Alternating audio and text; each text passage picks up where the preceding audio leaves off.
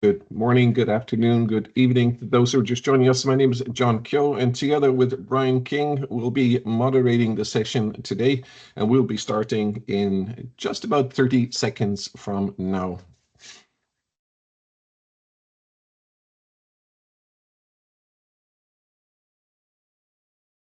Brian, do you want to set up the recording? Yeah, we've started. Okay, and let me pass over to you, Brian, to do your kickoff and then say your goodbyes.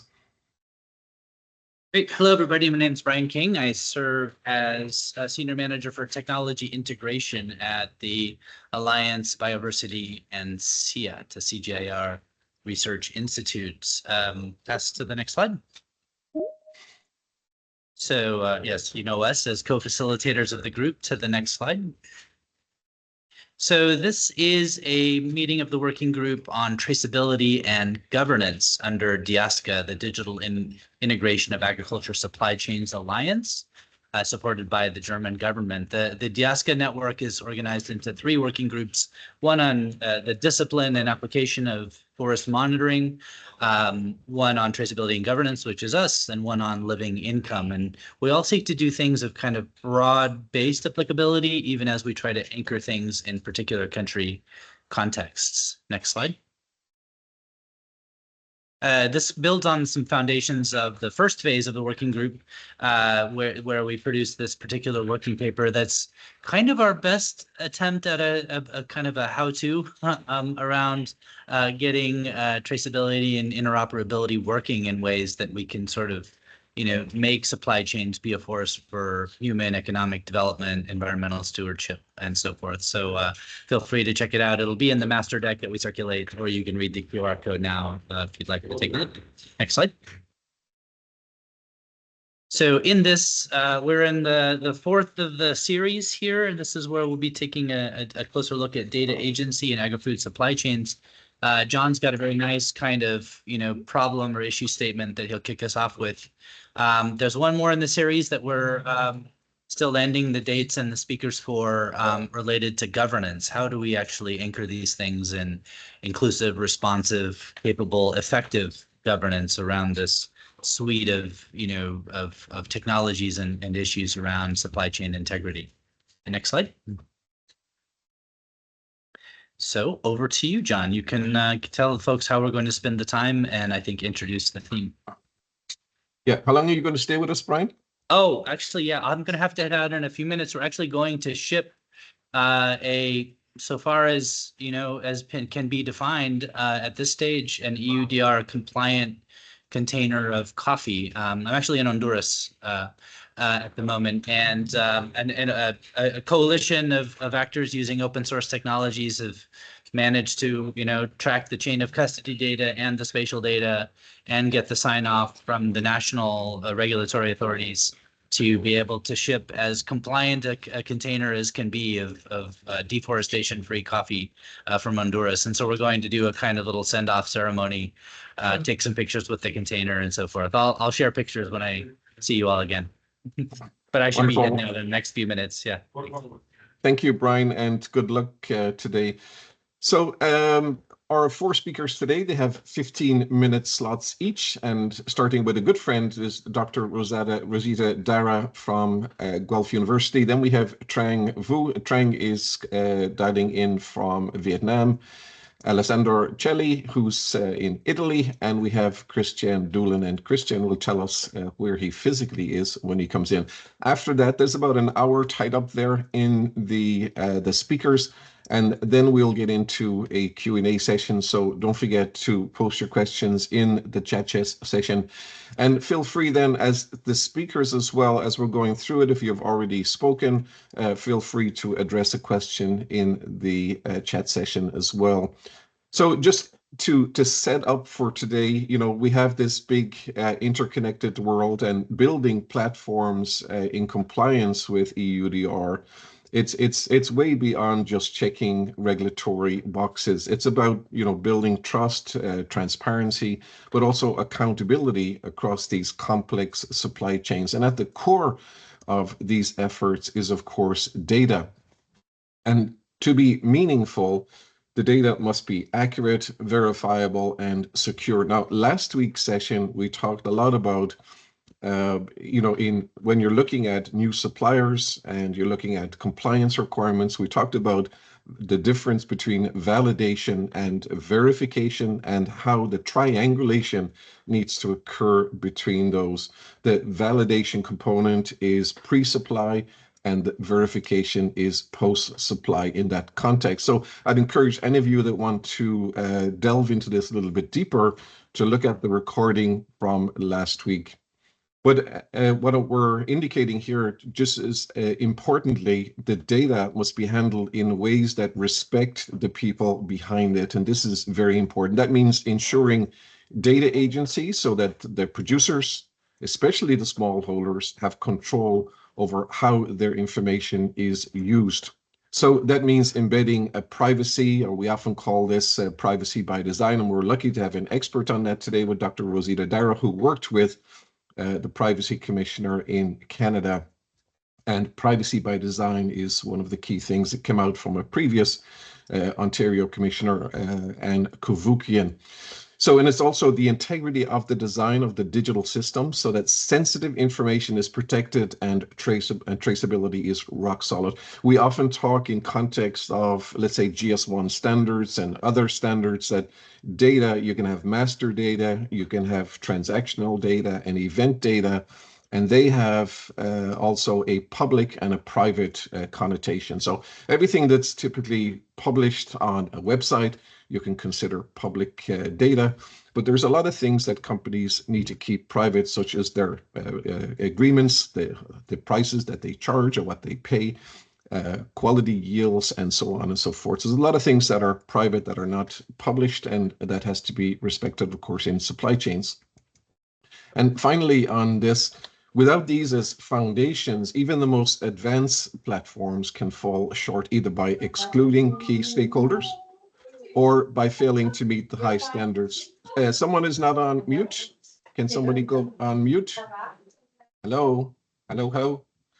Somebody is not on mute. We can hear a lot of talking in the background. Thank you so much. So failing to meet the high standards that sustainable trade demands. So getting it right means creating systems that are not only technically sound, but also transparent, inclusive, and fair.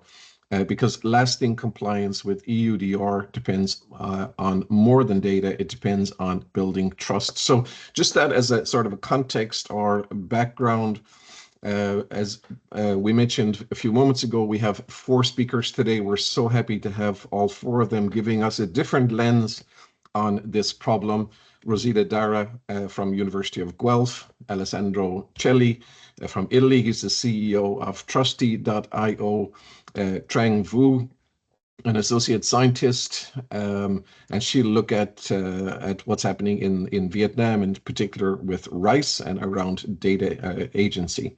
And Christian Dooling as well. He's in AgTech, and he'll talk about the work that he's doing.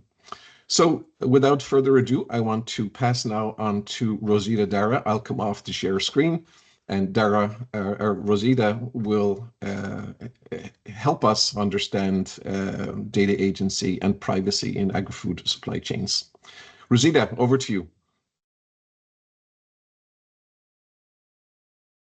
Okay. Good morning.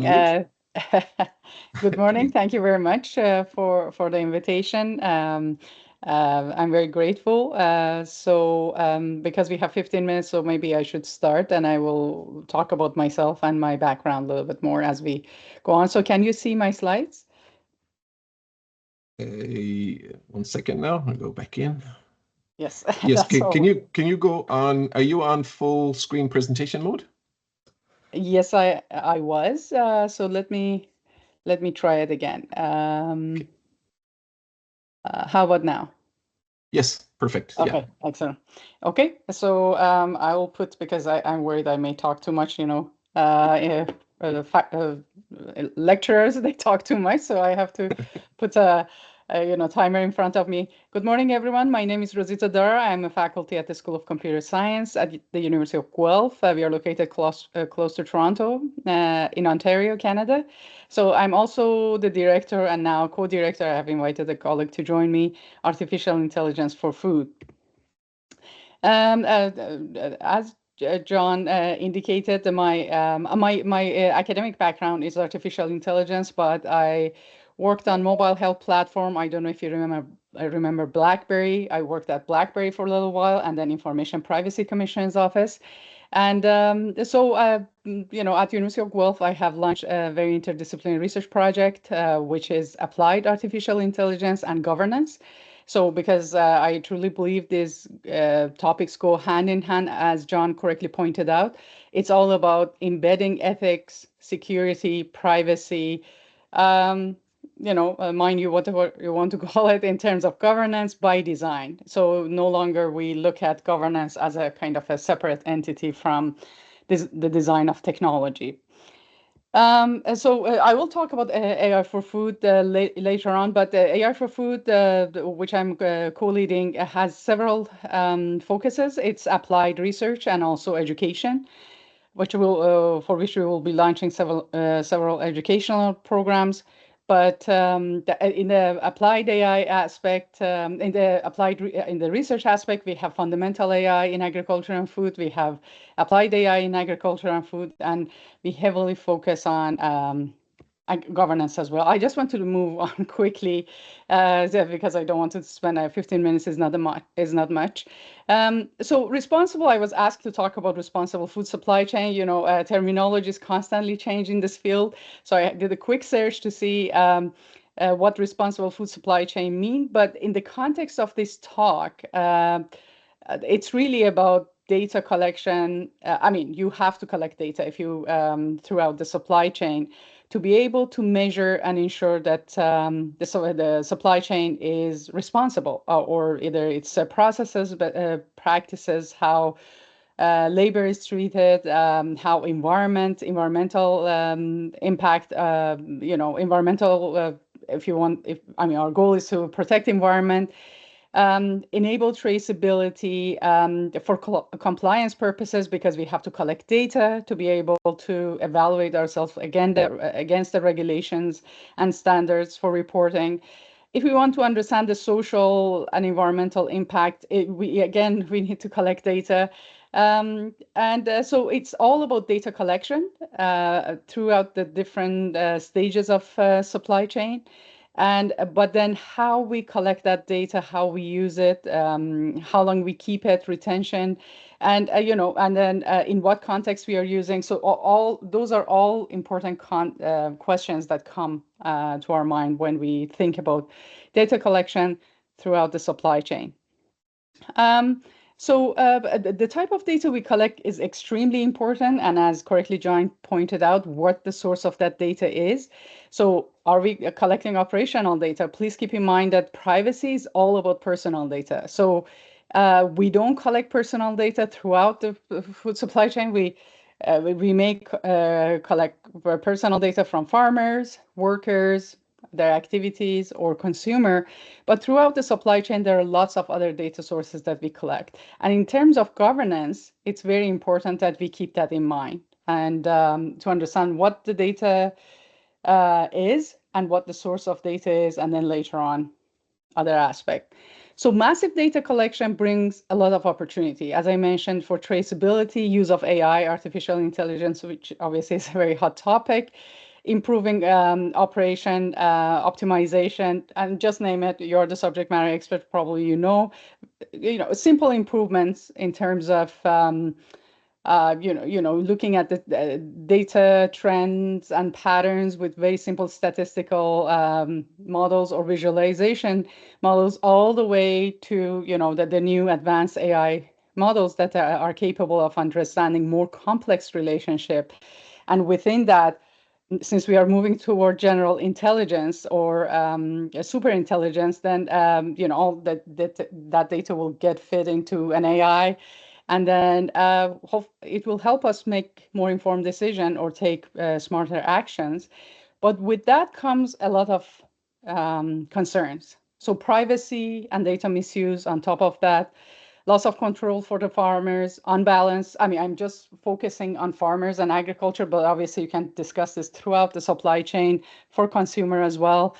Kind of a power imbalance between the ones who are collecting data and between the ones who are generating data. With the use of AI, I mean, data governance on its own has been, I mean, it is quite challenging and it's quite complex. On top of that, bring AI into the picture. So that would add to the complexity.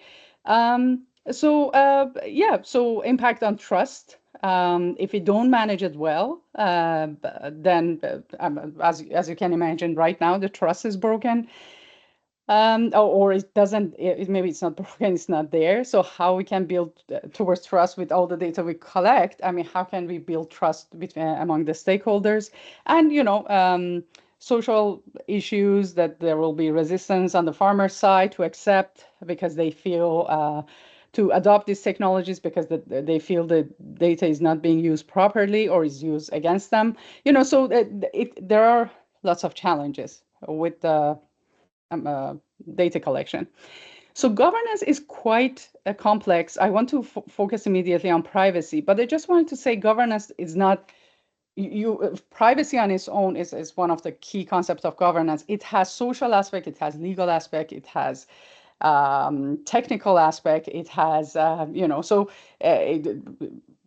I say social, probably it includes community as well. So it is an extremely complex topic, regulation as well. So it has to be dealt with accordingly. I mean, considering the complexity and in the context. So the way we approach governance in general, and I will get to some examples quickly for privacy. So first of all, what aspects impact governance? It could be cultural and social. In the context of privacy, that's true. I mean, it is in some other governance, for some other governance issue, that may not be the case. But for privacy, we have to be cognizant of cultural and social needs, concerns, whatever that is. So technological, which I call the easiest concern or the easiest issue to address, because we have privacy enhancing technologies. As attacks and hacks and intrusion become more sophisticated, we develop technologies as well on the side. I know it's a race, but still, if we know what the problem from technical risk is, we can come up with a solution. It could be political, especially in the context of farming, how the government will use it, kind of trade, and as we have seen, what's currently going on.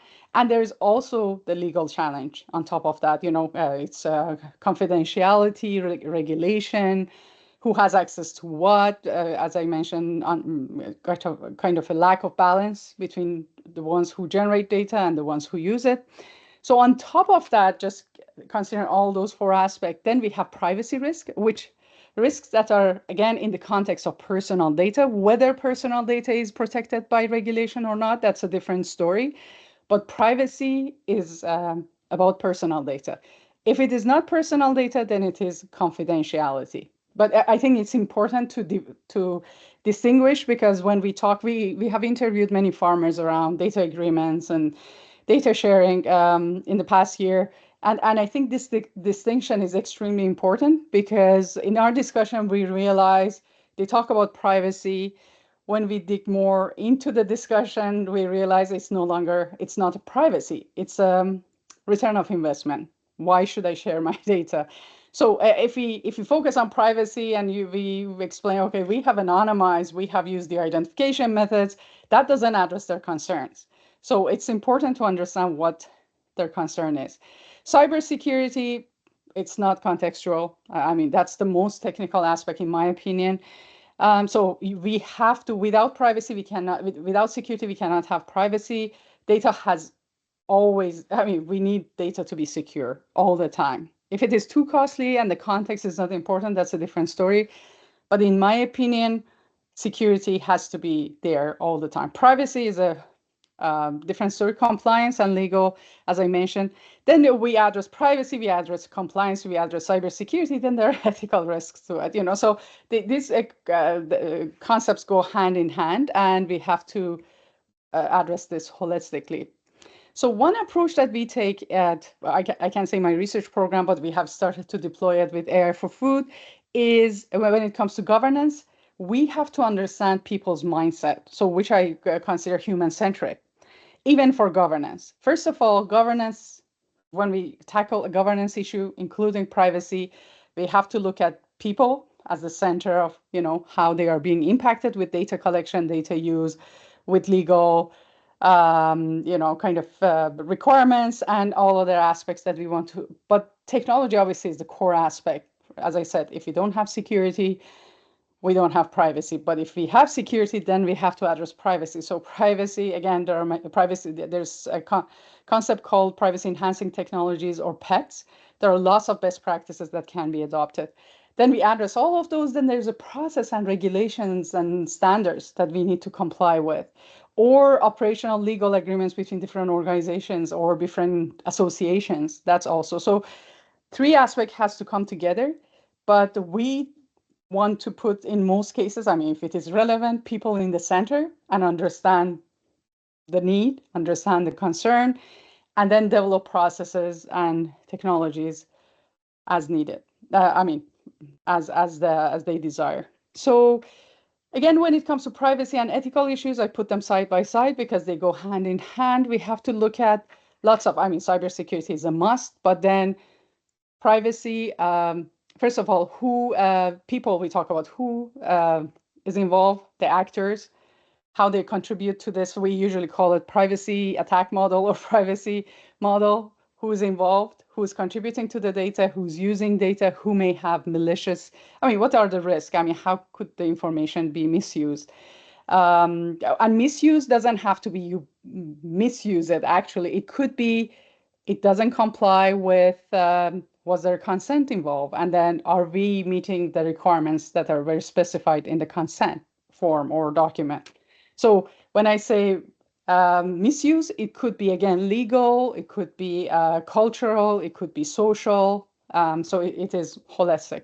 But again, who is involved, in what context, what the source of data is, what was the agreement in the first place, which privacy regime we are in, what does it apply to it, what is maybe privacy. I know in Canada, privacy regulation doesn't apply to farm data, but from ethical aspect, we have obligations. So, so both privacy and ethics, however you want to look at it, we have to bring all of those considerations into considerations. We have to consider all of those into considerations. Oh, I have 2 minutes. I was reading the wrong section of my phone. So anyway, so again, we have to look at it holistically, and then come up with the solution. But what is privacy risk? We approach risk, privacy, ethics, security, and other governance aspects from risk perspective. The reason is, for organizations, it's quite expensive to put, it's quite costly to put frameworks around privacy, security, and so although always ensuring privacy, although always being ethical and then compliant, compliance is a different story. You have to be based on the legal agreement. But again, it's which aspect do you need to address, or you have the capacity to address, versus the ones that you can live, maybe address it in the future. Privacy risk, by our the definition, is all about, will the farmer or the person who is involved, producer, be identified without their consent? Is their information is misused? So, for example, for a different purpose, they were told data will be collected, but it's being used for another purpose. We call it misuse as well. And then we can go, there could be much more, complex cases as well. But just to simplify it, are we exposing information about them, which involves, again, personal data that they didn't want it to be exposed, or is quite sensitive? It may hurt their reputation, their business. In the context of privacy, especially GDPR, inaccurate data that results into inaccurate decision is also a privacy concern. For example, if you are a government loan for farmers, if that decision is made about, through an AI system or automated system, or the data is collected and person is there making the wrong decision, but it all has to be around personal data. If not, maybe okay, sorry. All of these needs to be addressed in the context of personal data. So again, privacy is about personal data, but we have to dig in. So when we want to understand the situation and we interview individuals, we want to know, is it really the issue privacy or is it confidentiality? They just don't want the information to be shared because we are talking about machine data, farm data, and then or their concern is return of investment. So I'm going to show 2 slides, and then after I can address question. But the way we approach it, now with the platform that we have put together, we encourage organizations, if they would like to work with us, to bring their case. We look at the context, we look at the people involved, we look at the best practices and regulations, and then we develop solutions for them. So I'm going to skip these slides and go to the last one. So there are many aspects that we need to consider about privacy. So maybe I go about them. So when we come to with the solution process, how we can make it more transparent. Consent needs to be involved. Managing consent is quite hard. That's a different story. We can talk about it in in the QA. Data accuracy and integrity, what regulations apply to it, what people think. So the qualitative research, qualitative analysis of the situation is very important. Digital literacy is absolutely the key. And I think to me, it's the first step. What is privacy? What goes to the data agreements? What's the threat? What's a privacy risk or ethical risk? So that farmers can ask for the issues to be fixed. So I'll talk about this later on. And thank you very much for the opportunity. Rosita, thank you so much. We could have had you speaking for an hour for sure. The topic is incredible. Your knowledge of it, we're so lucky to have you. But as you mentioned, it's all about the data. But what we how we collect it, how we use it, what we do with it. Do we abuse the data? All critical data points. And you rightly pointed out lots of risks involved. Governance by design, I like that notion as well. And I appreciate you're strengthening the fact that privacy is about personally identifiable information, whereas confidentiality is more about the business context of that data. And you use the example of farm data in Canada is not covered under privacy.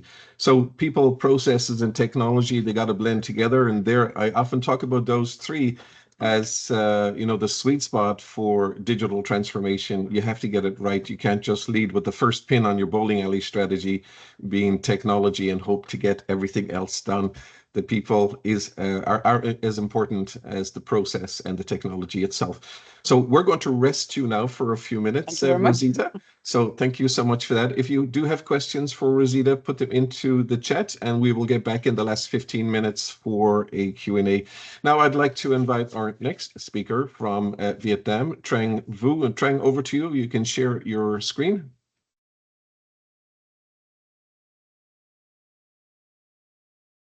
Trang, can you hear me? You could be on mute.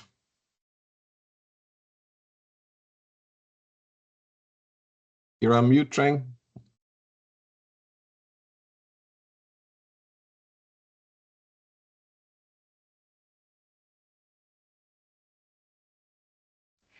Yes, sorry, I just had some technical issue. Let me put on my presentation.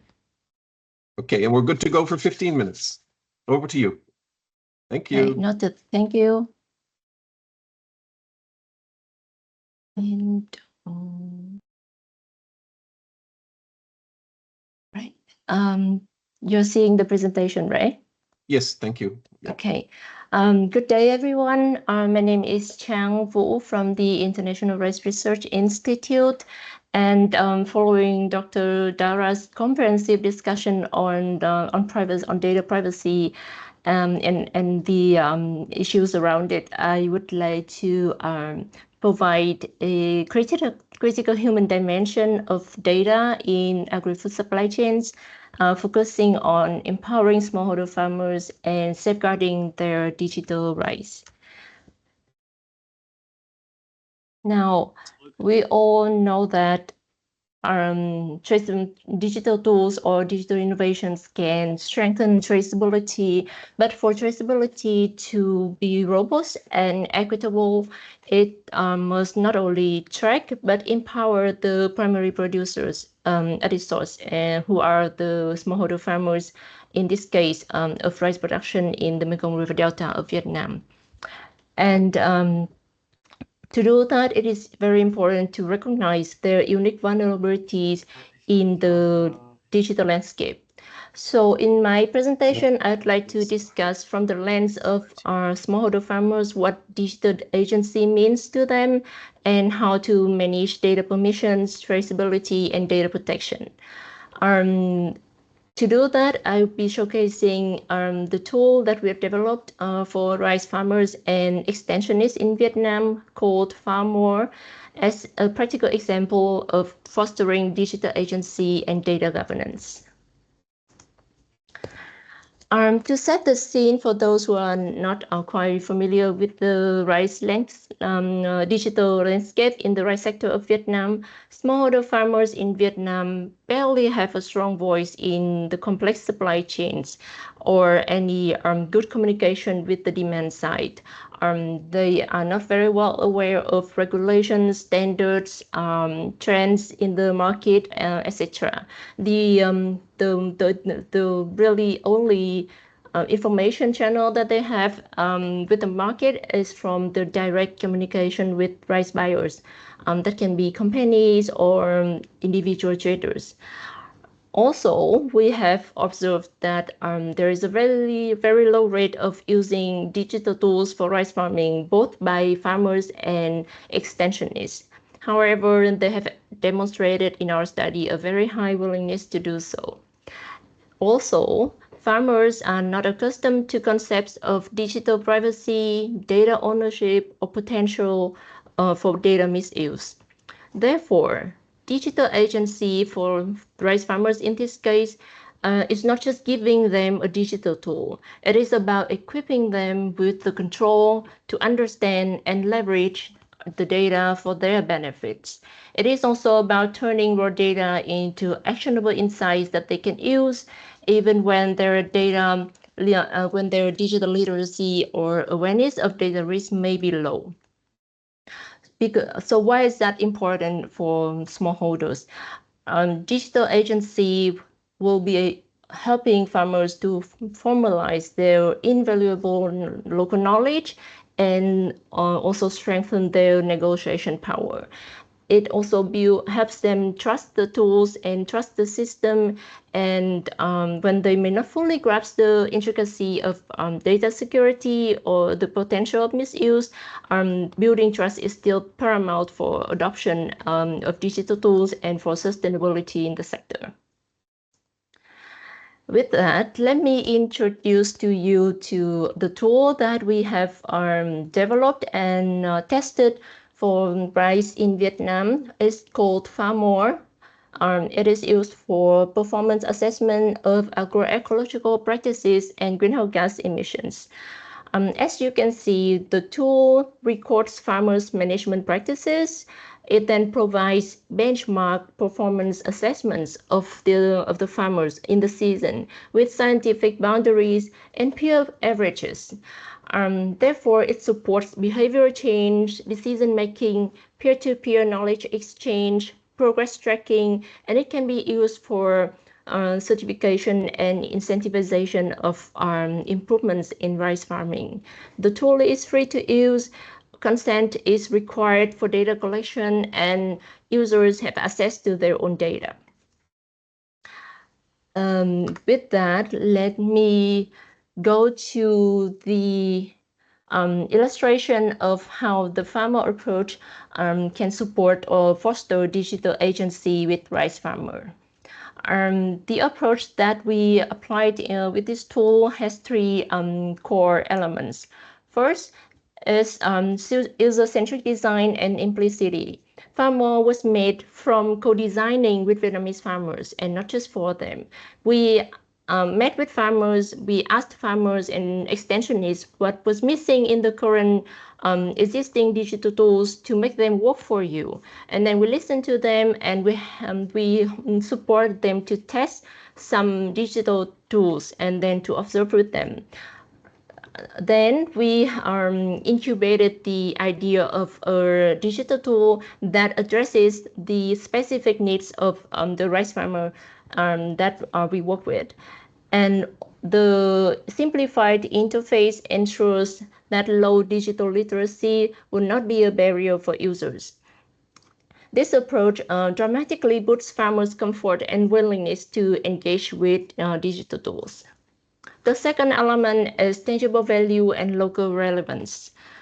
While the front end can be simplified and intuitive, the back end is scientifically supported. So once data is populated into the tool, it immediately provides clear and localized assessment results and easy to read insights for farmers to make decisions in improving their practices.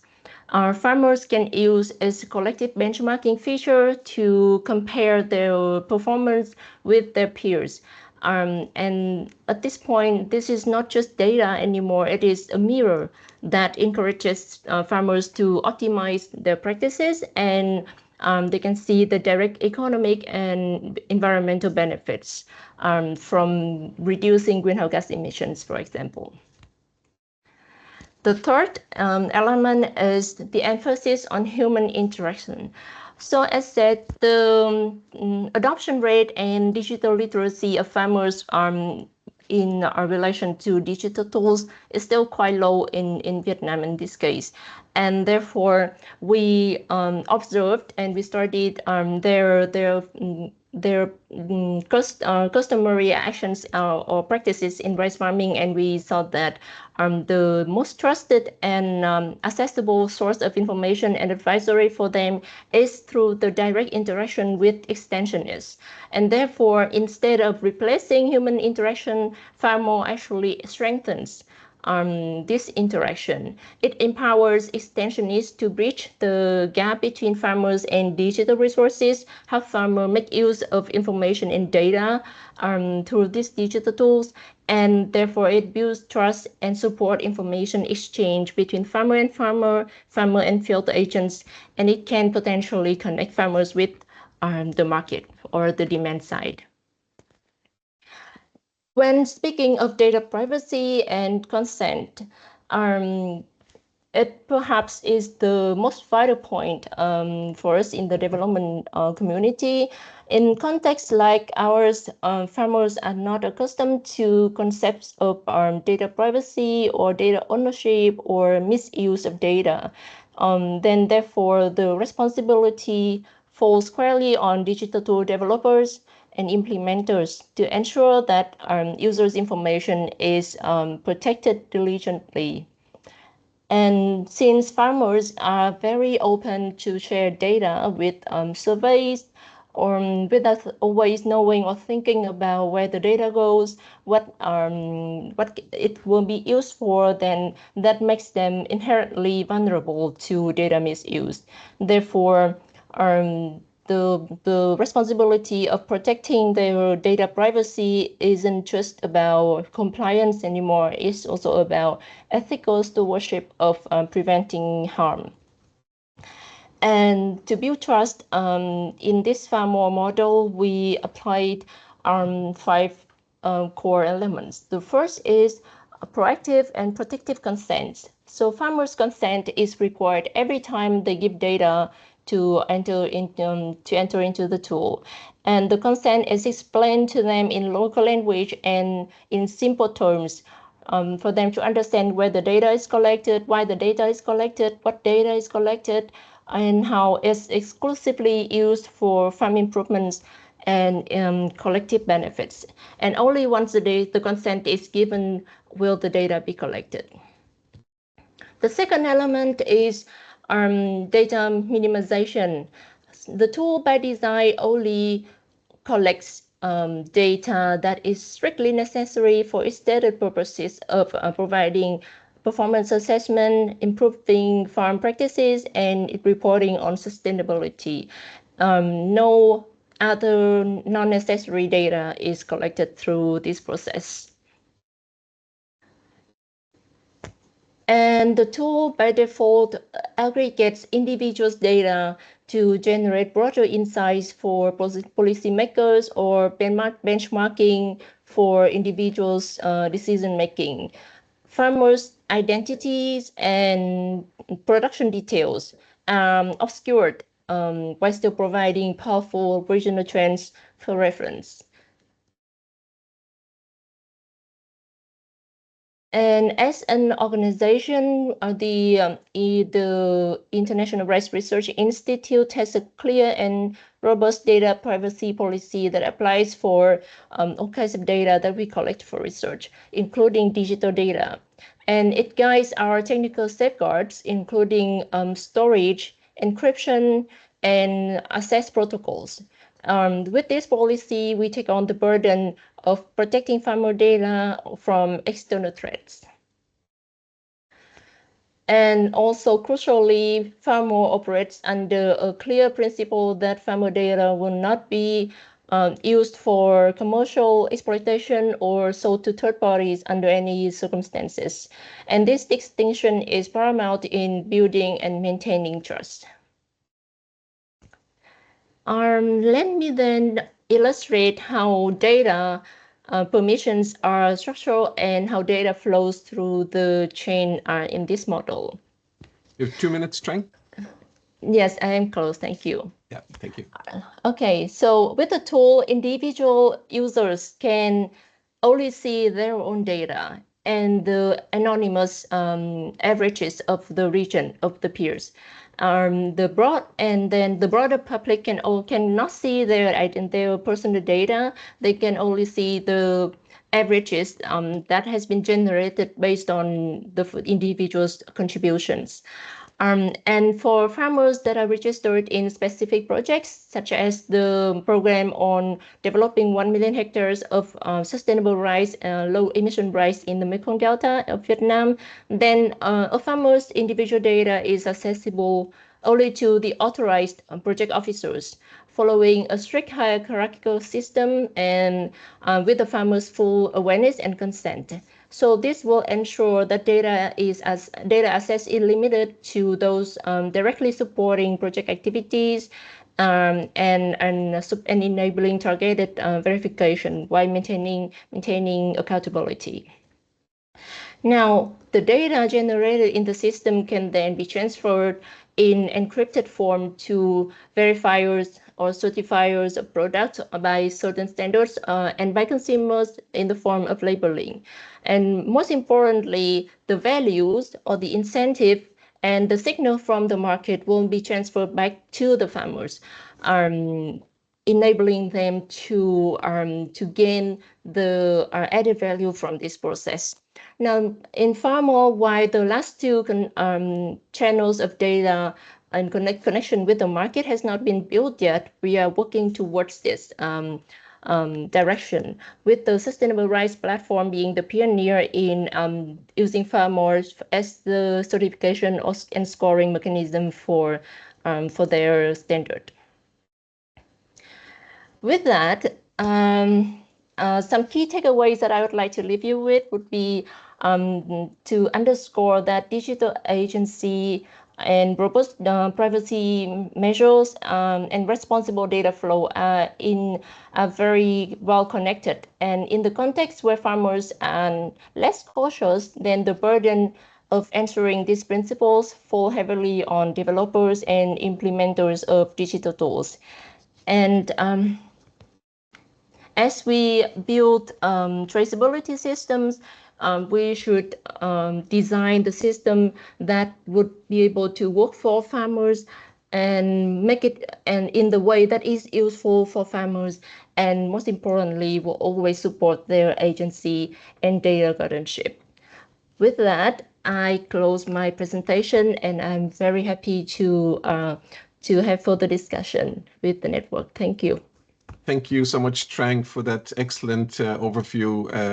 You've summarized it greatly here in the takeaways about the importance of fostering digital agency, user-centric design being critical. I really like what you talked about with the role of extensionists to bridge the gap between the technology and also the people using the tools, and that is absolutely critical. Trust you mentioned, just like Rosita, is always an issue. Make sure that the farmers are not subject to a number of known risks, including commercial exploitation. And I really like where you concluded by looking at the consent is asked during the day, but also you explain to the farmers and let them see how the data permissions through the supply chain will protect them. So thank you so much for that. If anyone has questions for Trang, please put them in the chat, and we'll get back to a more live session in the last 15 minutes. And now, building on that, because you did finish with traceability solutions, so I want to go over to Alessandro, the CEO of Trusty.io, and in 15 minutes, he'll talk about how his company and his vision is enabling technology platforms with all of these beautiful things that we just talked about from Rosita and Trang. Alessandro, over to you for 15 minutes. Thank you so much. Thank you, John. Thank you also, Brian. I'm very grateful to be here to show how we works for starting from traceability and then implementing compliance using concept about privacy, data consent, and so on. So I will start my presentation talking about the UDR. So I will go very fast on concept over the UDR because probably you are more aware about it, about this kind of regulation. But it is very important to introduce the UDR because it's like a paradigm change in the traceability, because we work since 2019 in traceability with blockchain as Trusty, using GS1 standard, and it's always for a company a nice to have, because there are a lot of regulation on food security and so on, and everybody said, okay, we have traceability. When we start working in UDR, we see that will be a paradigm shift for traceability, because from a nice to have, it will become a must-have for all the company to have a concept of traceability, of due diligence over the supply chain. So the regulation requires for operators in European operator of livestock, cocoa, coffee, palm oil, rubber, soy, wood, and derivatives to be sure that the product is deforestation free and sourced legally from the origin country. So there are penalties for whom doesn't comply with the regulation, and the deadline is the end of the year. So the regulation asks two things: the due diligence process, according to Article 9, 10, and 11, to be sure that the products come from area, so it must be connected with traceability to the plot of land. In the plot of land, you need to prove that there isn't deforestation, and you need to prove that all the supply chain, all the operators comply with the national legislation for sourcing the raw material or the final product. So this is the due diligence process, that it's something that the company must have and must comply in the regulation, but the due diligence statement, it's the real declaration that the company made on the European portal. So the European Commission with the regulation asks the company to make in the European portals called traces a declaration, a statement where you insert the coordinates or other due diligence statement, and you say, okay, I made all the due diligence, so I have a system for the due diligence and so on, and all the products that I import, commercialize and so on, it's free from the deforestation, and it's comply with the national legislation from the origin country. So this is the due diligence statement, and after the due diligence statement, the European portal gives you a reference number and verification number to contain the traceability. So this is the real situation for a European operator that works with this kind of products. So they need, if I import the product, I need to provide the due diligence and due diligence statement with coordinates, but the obligation doesn't stop after the import, because after the import, all the operator, including retailer and exporter, must follow the traceability using the so-called due diligence statement, reference number, and verification number. So they need to contain the traceability, including in their declaration, the declaration of the upstream operator. So a lot of data sharing, a lot of data that follow all the actors in the supply chain. So we work, we are a GS1 solution partner, and inside this kind of supply chain, we work with GS1 to individuate, find all the standard, all the GS1 standard that can apply for several objectives inside the EUDR. So the GS1 global location number and PCIS could be used for the for identify the plot of land and identify the traceability events, and then the ADI or GS1 ANCOM dispatch advice type can be used to share reference number and verification number. In this way, it is very important to use this kind of standard, because using the standard, you can comply with the regulation without changing every time how you share data, how you identify data, and so on.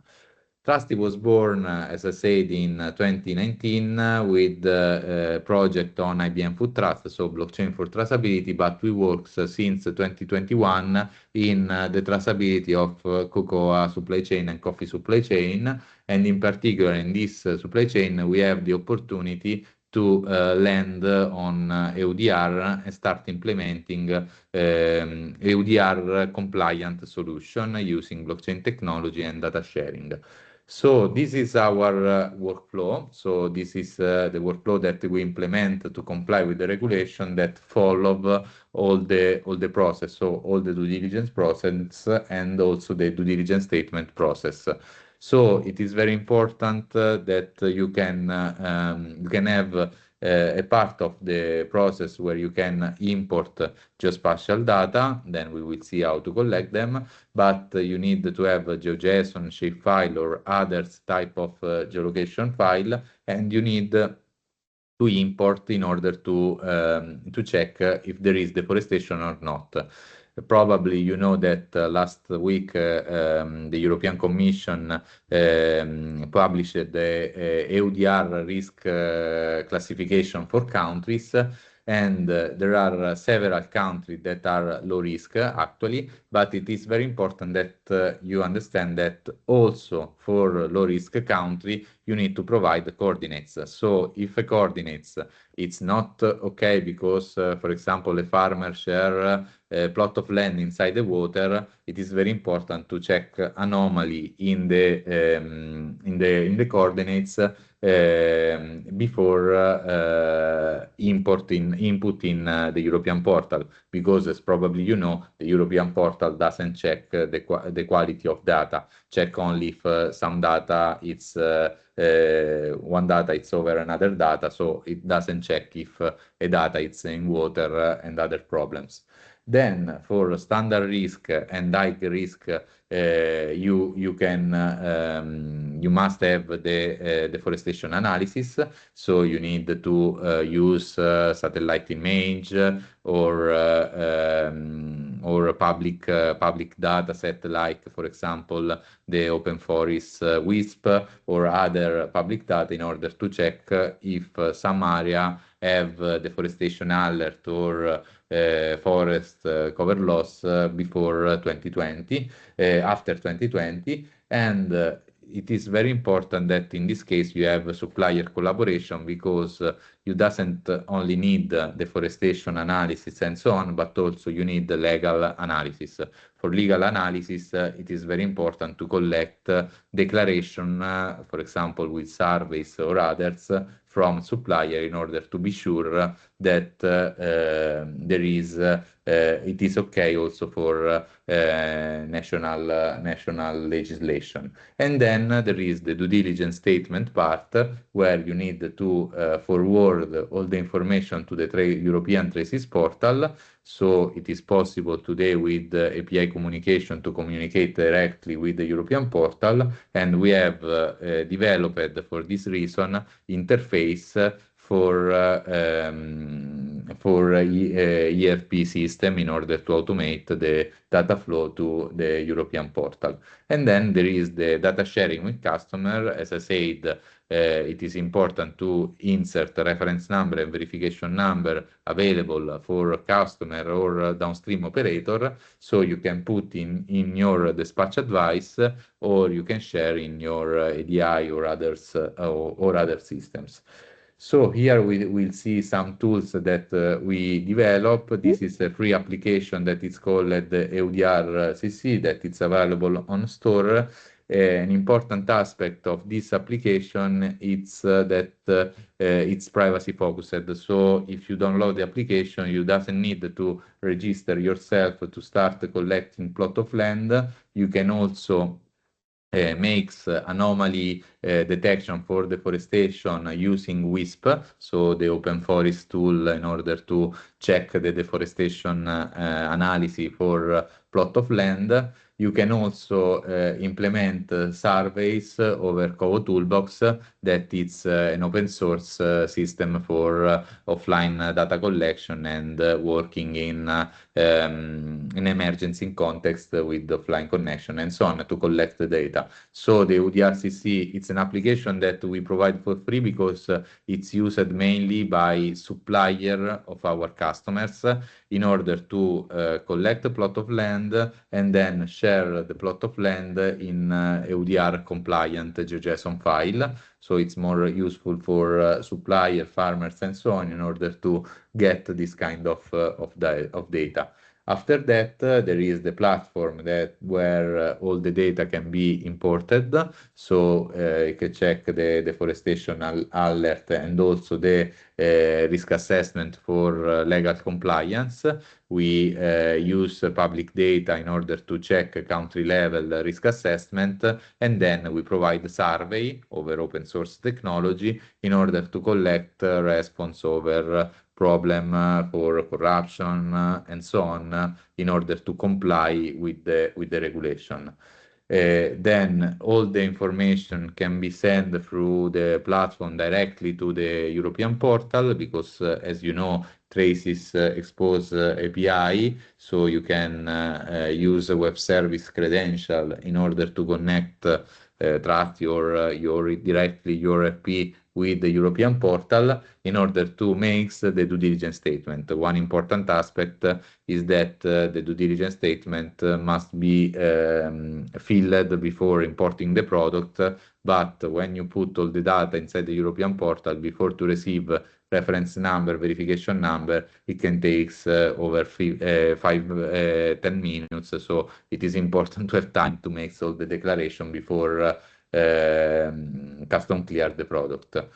Last things that we are working on, it's a project on data ownership with the University of Bari inside the Foodity program. We are working in the UDR context with the DataU, that it's a GDPR compliant cloud-based distributed platform for secure data sharing in order to manage all access to specific content.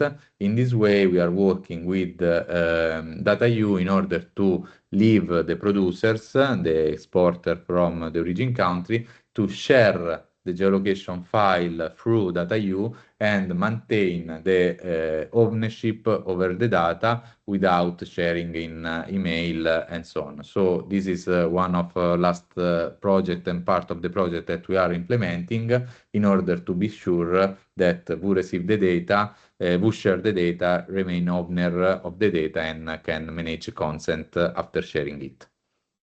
That's all. Alessandro, thank you so much for that. Great to see you using the full suite of GS1 standards, and also you talked about workflows. And of course, what many would, when they view a workflow, you also think about supply chain mapping and how critical that is, and to be able to overlay the workflow onto the supply chain mapping to make sure that you're capturing the right data and sharing the data that can be shared. So we will get back into that in a few moments. So thank you so much. We'll give you a break now for about 15 minutes. And thank you to everyone, by the way, who's asking questions in the chat, and for our two previous speakers for addressing those as well.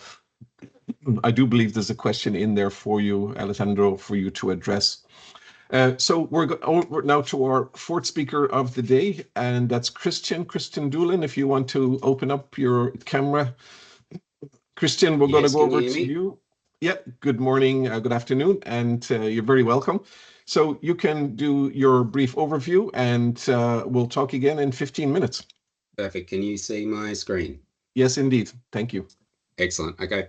Well, I'll look at the right screen then. Hello, everyone. Thank you very much. Thank you, John and Brian, for driving. And John, just for the record, you didn't know where I physically was. I'm from Australia, but I'm physically in Switzerland. Mentally, I'm going to reserve judgment until I finish this little presentation, I think. So I'm Christian. I'm actually a founder of a new NGO called Bridge. Where basically what we're doing is a non-profit digital trust layer. We're trying to empower smallhold farmers through data ownership, privacy, and verifiable credentials. And today I'm just going to quickly walk through what I've learned, what we've built, and how it sort of fits into the broader efforts that have been talked about today, including traceability, integrity, and inclusive data systems. Right. So I've been working in tech and supply chain since 2008. The concept of Bridge actually spun out of 6 years, where I was head of innovation at Farmer Connect, who was an organisation similar to Trusty that's just been talked about by Alessandro, where we were doing end-to-end traceability tools for consumers, legislative compliance, and that's where the concept of Farmer ID was born, basically giving farmers ownership of their data. Whilst I was at Farmer Connect, the feedback for Farmer ID was always the same. We love it. If someone does it, we'll use it. But it's really hard for us to invest because it might help our competition. So that sort of spurred me on to create Bridge, and really focus an NGO so we could focus on the non-competitive side of public digital infrastructure. So all actors can use it, but really centers the smallhold farmers and the workers. And they center it across different use cases and across different commodities. So rather than just having a single commodity feel, we wanted to add value across all. So in essence, the ecosystem uses traditional self-sovereign identity, the trust triangle, to enable verifiable credentials to be issued to farmers and workers, portable, reusable containers of proof of training, audit status, geolocation, etc., even certification. The trust framework includes issuers, holders, and verifiers in a traditional system. We've also added in validators. For us, that's a way of actually optimally and increasing the quality of the information and the credentials over time. And so we've designed it to be inclusive, offline first, SMS ready, and culturally contextual. And that's obviously some of the, from our previous presenters, that's a theme that's really, really important. So for us, it's more than a digital transformation or another tool. It's actually a trust ecosystem, and it's about returning control and consent to the people that produce our food and materials. We've seen a lot across global south commodities, tropical commodities, coffee, cocoa, and beyond. Farmers are always asked to give data, sometimes 4 or more times per year by buyers, banks, certifiers, auditors, etc. We know it's a thing, data fatigue. It leads to fragmentation, siloed systems, and ultimately the result is frustration at the farmer level. They're expected almost to put in a lot of effort, and all they're getting back is market access. But the reality is, economic reality is, it also leads to higher costs, less transparency, and no shared infrastructure. If everyone's doing the same thing for the same reason in their own data silos, they're basically actually duplicating cost and putting in a wider system, they're putting in more cost. We can do better than that. So compounding this, when data sits in silos, and I've talked to a lot of people who actually go out and collect, it often becomes stale because they don't have the resources to go and update it, check it more often. So what happens, it becomes untrusted, they stop using it, and the data collection cycle begins again. We're always collecting data. we've already got it. It exists somewhere. Why can't we actually enhance it, validate it, and reuse it? So instead of going back to the farmer with yet another survey, in the world of accelerating regulation, and what we want is to actually, what we're trying to drive is a trusted farmer-centered way to deliver reliable data. Most concerning for us is actually there is rarely a feedback loop to the farmer. Obviously, with a couple of our previous presenters, they're trying to drive the same thing, so I'd love to collaborate. So if anyone was at the session last week, I really appreciated it. I was driving in the car, so I was listening intently, but I didn't see all the slides. But one thing that really jumped out at me was Professor Louise Manning's framework, the 4 pillars: product, process, data, and people. I admit I hadn't seen it articulated like this before, but it deeply resonated. Our work has been built around these exact principles, especially data and people, data and the people integrity side. And so what we're doing is not just building another tech stack, it's a verification ecosystem, multi-layered, actor inclusive and scalable. Our aim is to reduce friction, avoid duplication, and bring shared accountability into the core of traceability and smallholder digital infrastructure. It's the exact kind of ecosystem DIASCA is trying to encourage. So I'm here for the journey. What we do, we basically give a single digital wallet that can house credentials to farmers and workers. The wallet's aggregated in the cloud, it's digital, but it's linked to a simple SMS phone. So SMS entitled, it manifests either through a shared smart device for full capability, but we know the reality, but also physical booklets, QR codes, so people can actually print them out, have them by their side, and enable them to work in remote and offline environments without skipping a beat. The idea is simple. You enter the data once, or even better, it already exists. If a company would like to liberate it to us, we can actually work with them to get the quality up, and then share and get it to the farmers, and then they can share it across buyers, auditors, and financial services, etc. Each credential gets stronger over time, just like Professor Manning mentioned last week, through validation by different actors. So it's not always the same person validating. We can get a validation happening. So we've got an increasing quality as it actually gets used through the ecosystem. The process doesn't just build trust, it turns the farmer's profile into an economic asset. They basically turn from giving their data for free as a gateway to getting market access into sharing it, and users of that data can pay a small transactional fee, goes back to the farmer, instead of having a huge upfront investment to develop everything themselves and then put it into a data silo for it to become stale. So what we're trying to do is build a self-sovereign identity for farmer-owned consent-based, make sure it's privacy first, which is an interesting one.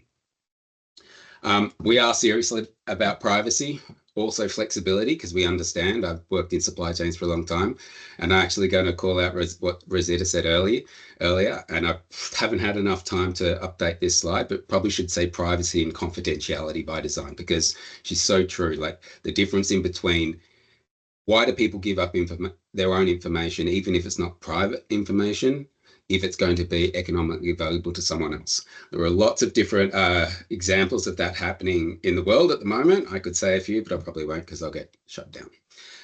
Our design is selective disclosure, where farmer controls what's shared and with whom. Those in Europe especially, I'm not sure how it worked in North America, but if you think back to when COVID, you had a digital health pass. It didn't show your entire medical history. It just told the restaurant or the border agent or the gas station or the supermarket where you were going if you were compliant with their specific requirements, not someone else's.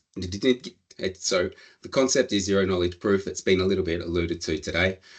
So how it works, for instance, an example, the buyer would scan a QR code. It's printed on a piece of paper.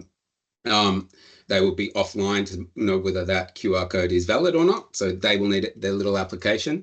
The buyer will, not the farmer. And then they literally say EUDR compliant. Tick, done. All they see is yes, they can buy it. And so If the auditor comes and scans the same code, they see a deeper layer. They'll see polygon files, satellite overlays, and any other information that's relevant to their audit.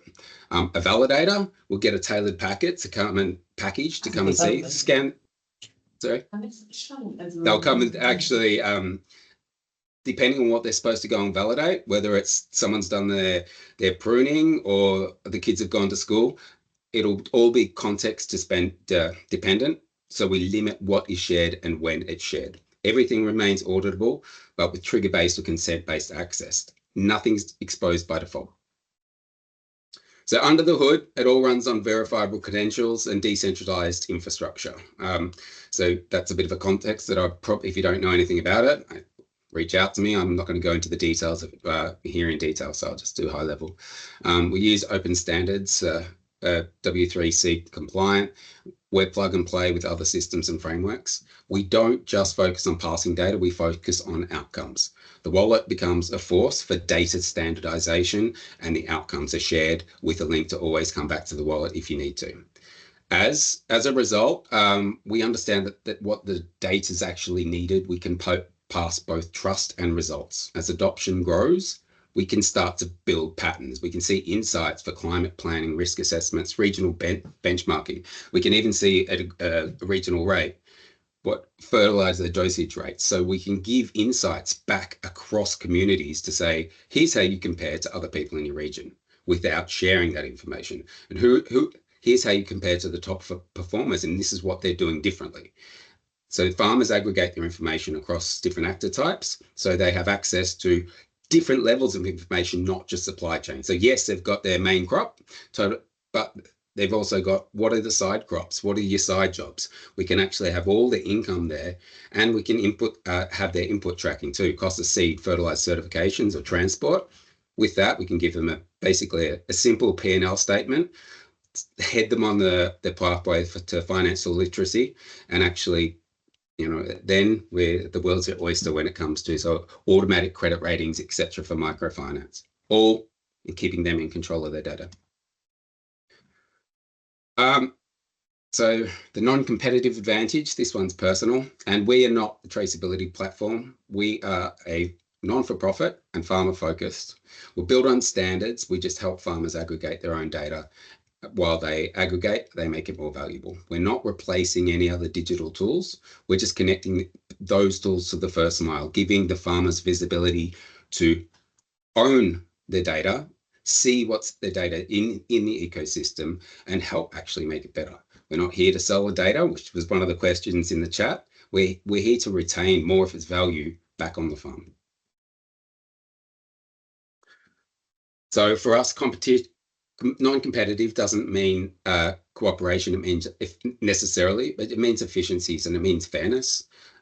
We're designed to help all actors, the buyers, certifiers, NGOs, local, abroad, regulators, shared infrastructure. We want to reduce admin more, take the costs out of the wider system in a non-competitive basis, and then we can actually start giving some of that value back.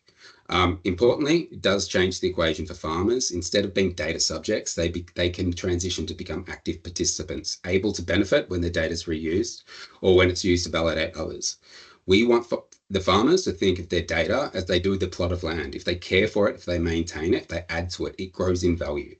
Gary, who was speaking last week, Gary Nowick, I hope I said that right, that ag doesn't need more siloed pipelines, it needs network collaboration. And that is me done. So for us, we're actually on a new journey. We only started a couple of months ago, but as I said, it's based on 6 years of work over at Farmer Connect. So we're out at the moment trying to share what we know, share what we've learned, and look for collaborations and partnerships. So if anyone's got some questions or wants to do something cool that's putting farmers back in the center, please feel free to reach out. Wonderful. Thank you so much for that, Christian. I love the notion of the issuer to the validation to the verifier and back to the holder. The whole notion of self-sovereign identity and developing these wallets for farmers where the data is captured once, it's validated, and then it's shared many times. That's critical. You mentioned something, I think that's the essence of what needs to get done here, especially from a digital agency perspective. You turn the farm data into an asset, and then you have the selective disclosure with auditable trails. I think all of that becomes very, very important. You're moving from a situation where farmers today, you mentioned, are significantly fragmented. We know that. And what they're doing is generally considered inefficient and disempowering from them. Delighted to see you referencing Louise's 4 pillars. If anyone wants to receive the paper behind that, alternatively, you can go back and look at the webinar from last week. It'll be published. And also, you can query directly into me, and I will send you her academic paper or a link to the paper where you can download it. So thanks again for that, Christian. So we have just over 10 minutes left for our Q&A. So what I'd like to do, I'm going to stop sharing my screen here, and I'd like to invite the 4 speakers today to open up their cameras. And I know there's the first question coming in for Christian.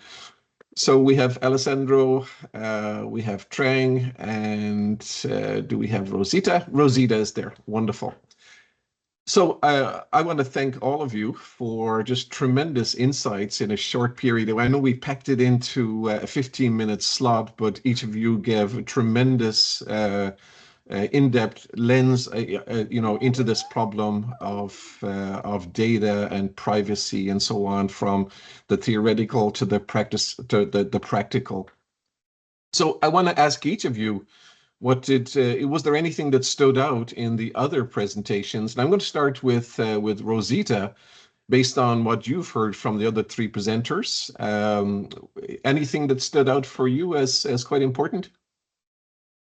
Well, first of all, I enjoyed the presentations and I learned a lot myself. I was very pleased to hear that we are, so we were all in agreement in terms of what's important in terms of privacy, the solutions that has to be user-centered or farmer-centric, the importance of regulation, sovereignty for farm, the issue around sovereignty and giving control to the farmers. So I think we were all aligned. So I really enjoyed the talks.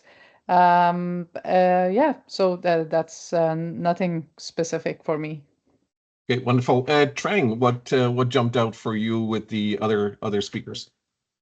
Yes, thank you. At first, I was very impressed with the presentation given by Dr. Dara. It was a very good reflection on our work, and I think it was a very good exercise that I think I'll do with my team also to go through the principles that you presented and then reflect on our work.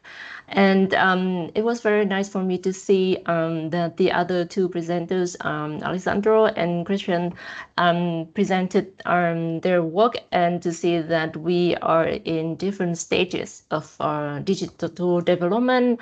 But I think we kind of share a similar path.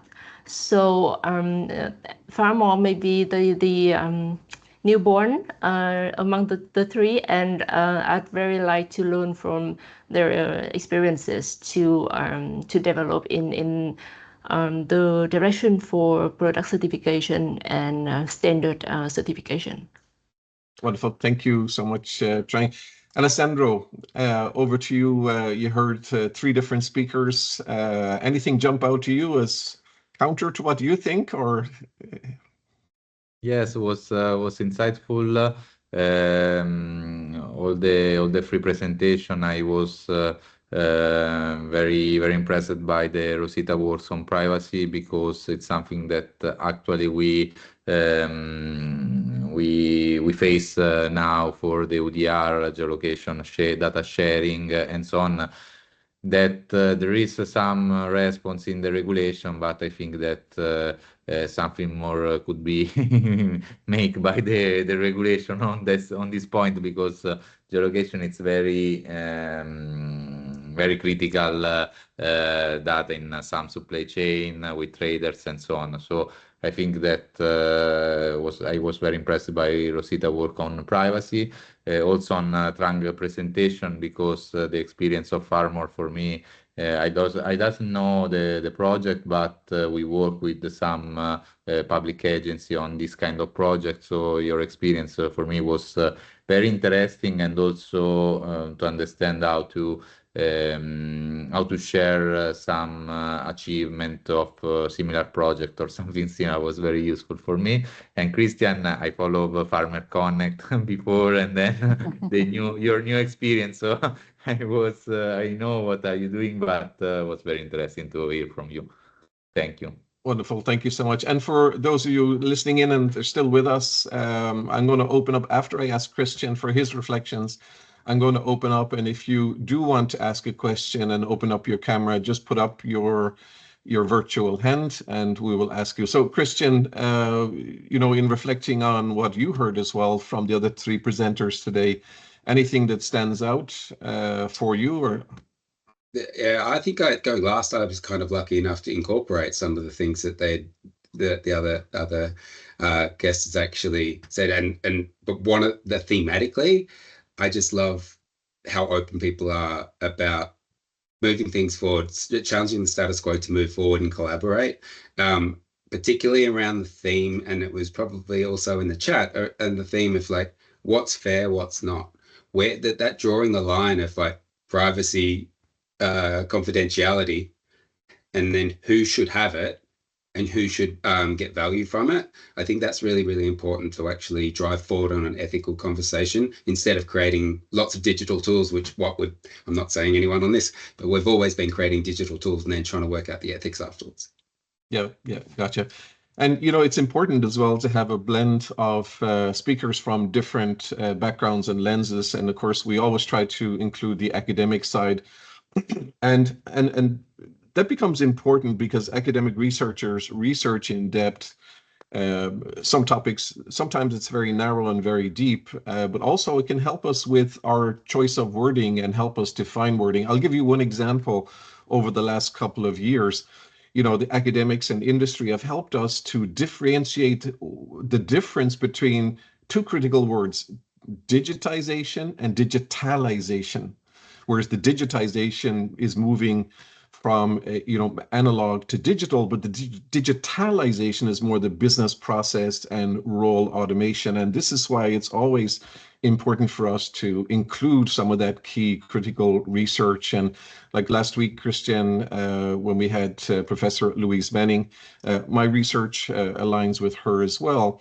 And my research this summer, in fact, starting in 2 weeks, will be looking at opportunism and why and how do suppliers cheat. And of course, you're dealing with an information asymmetry, which is one party has more information than the other. And when you're in these new supply relationships, you don't have trust. You don't have trust. And you're holding back information as a supplier, or you may provide false or misleading information or not disclose information that would not be in your benefit. For example, your financial situation if you're a small supplier.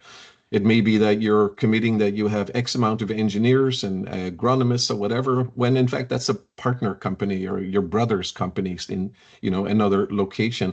So there's a lot of information that needs to be verified. This is why I'm really, really happy that the conversation, just by chance, we ended with Christian that actually is talking about the importance of these digital wallets, where you do verify or validate the information, and it can be verified as well in the later stages.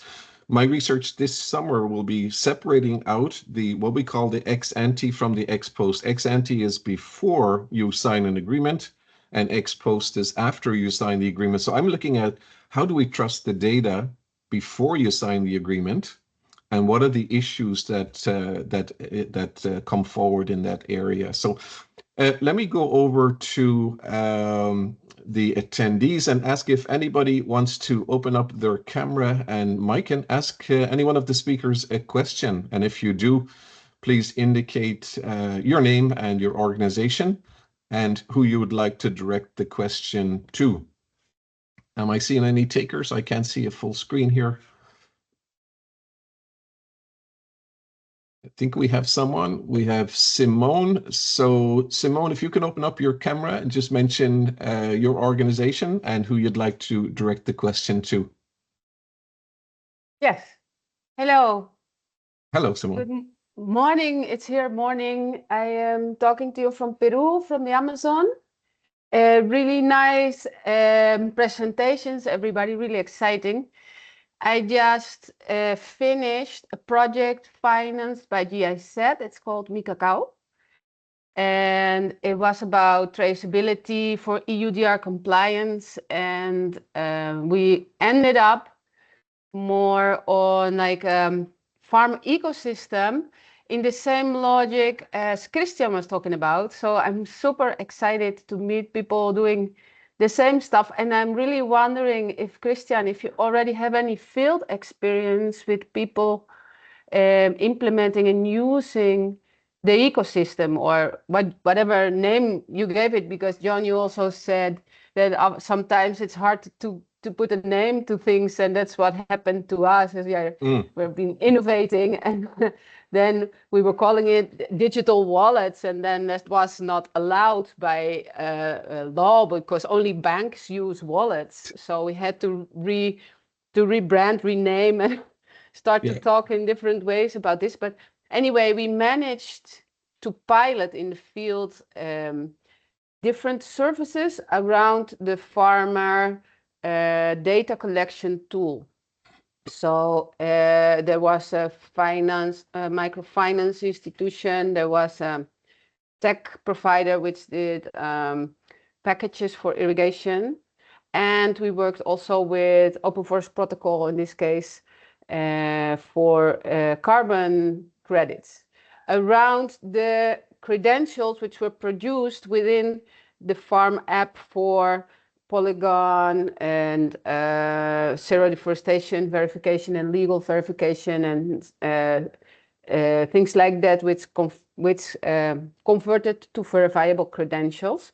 And so we managed to have a practical application of what Christian was talking about. So I'm coming from the practical experience, and you are coming from a more like whole complete proposal, and you have some really advanced ideas. I'm super happy to be here and to meet you, and I would really like to hear if you also have some practical field experience with the whole concept. Yeah, I'll be brief because I know we've only got a minute, and let's follow up with a more in-depth discussion. But whilst we did multiple implementations at Farmer Connect, but they were very focused because we were basically at Farmer Connect, we were a profit-making organization. Our clients were interested in a specific use case. We solved that specific use case with the farmer's wallet. We tried to push it sideways, but people weren't always invested in actually trying to get the horizontal benefit, which is actually where you get the accelerating gains when it comes to a shared, like a decentralized identity. So that's why one of the main drivers for me to actually start an NGO and go into the non-competitive space. So I don't have to adhere to one specific use case anymore. And one of the things we've written into our statutes at the NGO is we want 3 different key use cases. It's not just about supply chain. We need 2 others as well, whether it's going to be access to finance or health or education or whatever it's going to be. We want to make sure that it's valuable, not just another tool for market access. Wonderful. Thank you for that. Simone, thank you so much for your question. We are out of time, but I am going to ask Michael if you had a very brief question that you wanted to ask, and then I'll go to one slide to show the next session that we're organizing. Michael, very briefly. Yeah. Yes, thank you very much. My question is to Rosita.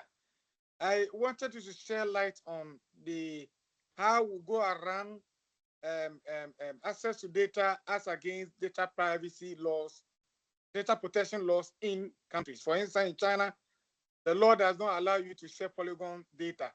In some countries, some data are not shared. How do we reconcile the two?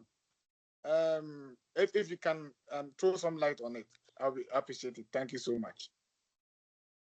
Yeah, so usually what we do, we call data categorization. We first identify what data is being collected. If it falls under personal data, PII, farm data, if it is highly sensitive information for the organization. So we start with the categorization, then we look at the regulation to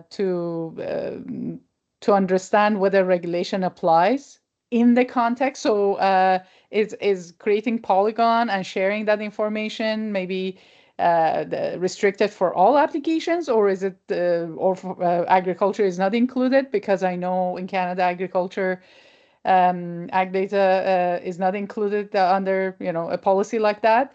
And then if it is included under that policy, then I don't know if you have that information, then you have to use privacy enhancing methods, data aggregation, or feature extraction, feature selection to just report. So it really depends on the application, let me put it that way. So if it is restricted, I assume you don't have access to it.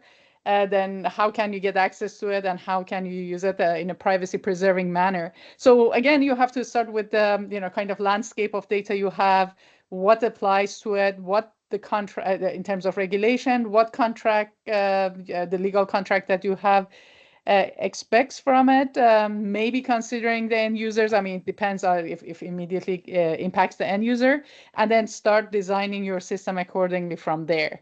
So you have to, as we talk about privacy by design, you have to start from scratch. You have to think about the tools, you have to think about regulations and processes, and then design your solution accordingly.